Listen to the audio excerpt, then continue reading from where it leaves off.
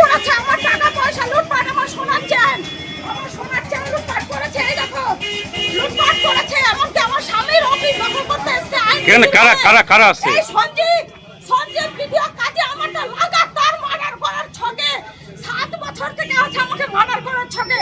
আমার কাছে ইউনিয়ন আছে, আমার কাছে এখন অবধি 35টার মতন ইউনিয়ন আছে আইএনটিসি আমার স্বামীর নামে, বিশ্বনাথ গুহার নামে।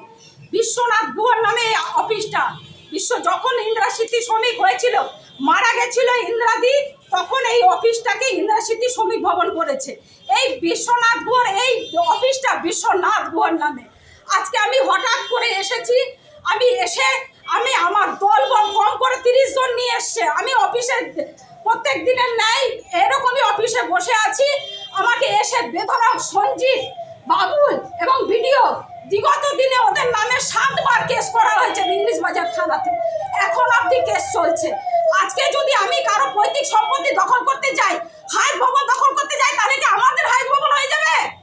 আজকে বিশ্বনাথ গুহার সম্পত্তি আজকে যদি দখল করে, আজকে বিশ্বনাথ গুহার সম্পত্তি কি আইনটুসি হয়ে যাবে? আমি সেটাই জানতে চাই প্রশাসনের কাছে।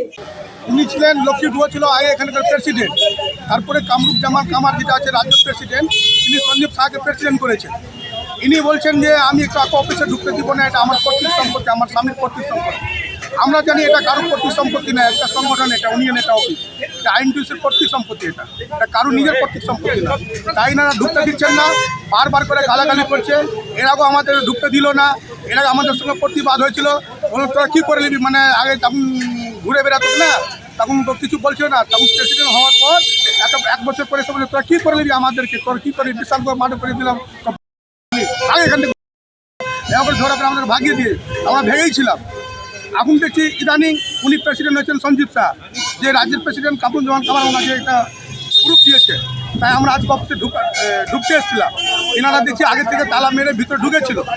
আমরা যখন ভিতরে ঢুকি তালা দেখি এরকম হালকা অবস্থা ছিল, আমরা ঢুকলাম, ঢুকে ভিতর থেকে লাঠি সোটাতে আমাদেরকে মারতে শুরু করলো। যারা ছিলাম তাদেরকে মেরে চালিয়ে দিল, আর আমাকে মেরে মাথা ফাটিয়ে দিয়েছে।